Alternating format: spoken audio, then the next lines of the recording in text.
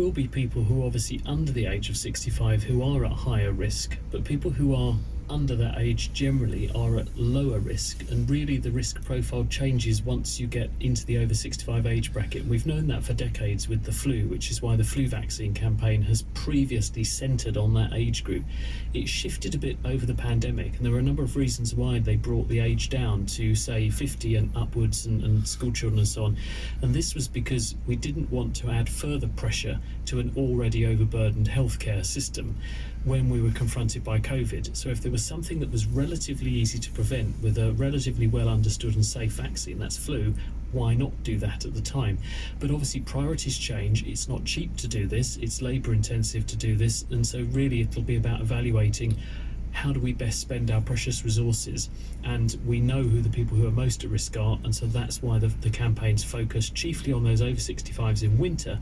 There may be additional top-up campaigns for people who are in even older age groups, because we know the biggest risk factor for getting severe COVID is age. And Chris, looking at the sort of the broader picture, and anecdotally at least, it seems that there seems to be more COVID around. I mean, do we know anything really, any solid facts or figures about the prevalence of COVID in the community at the moment? We have some idea, and this is based on data that come in from the tests that we are doing. Of course, the formal testing programs have been scaled back. The Office for National Statistics were running until March a very successful Sentinel study, which was sampling big groups of people, tens of thousands of people in the population, and then extrapolating that big group to the population, which was giving us a barometer of what the virus was doing. That was stopped on the basis of clinical need. We didn't have the same emphasis on COVID that we did previously, so they scaled it back. But we do have other indirect measures. Those suggest there has been an uptick in cases more recently in terms of the number of people who probably are running into the infection in the population, and we think that there's something in the region of 750,000 to 1 million cases at the moment going through the country each week.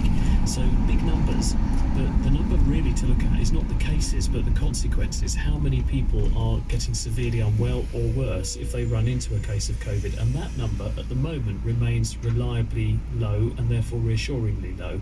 That may change, no grounds for complacency, but at the moment the message is the numbers, while they are climbing, and probably reflecting a number of things. Possible arrival of a new variant in the country here is more travel because people have been out and about on the summer holidays, but also pretty rubbishy weather, which has led to more people being indoors and doing indoor things, and that facilitates spread. So bringing all those factors together is probably what's led to this uptick. It's luckily not translating at the moment into severe clinical disease, which is why the World Health Organization have called the new variants we've got circulating at the moment variants that are under monitoring, but they're not variants of concern. So at the moment it's a steady as she goes type message.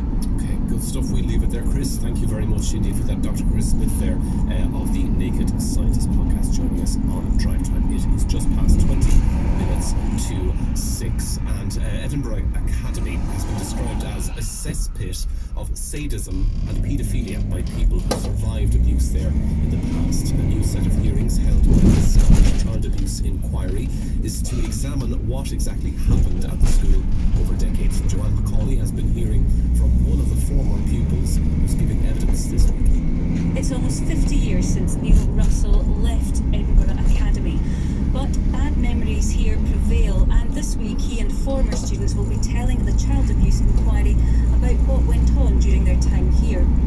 Neil is part of the Edinburgh Academy survivors group who were at the school from the 1950s to the 1980s. So Neil, what was your experience at the Edinburgh Academy? So I would say that it was governed by fear and at times just abject terror. So what sort of things went on? So the environment was set by the masters who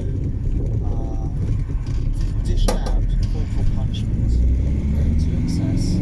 There seemed to be no boundaries or restrictions on what they could do. And from that, the pupils themselves learned to be very violent. And as a result, certainly as a boarder, which I was for 9 years, almost a feral environment. What other types of abuse went on that you knew of? Do you want to get it on? So I saw sexual abuse. I was never sexually abused myself, but each night I would wait to see if I was going to be the one who was picked on.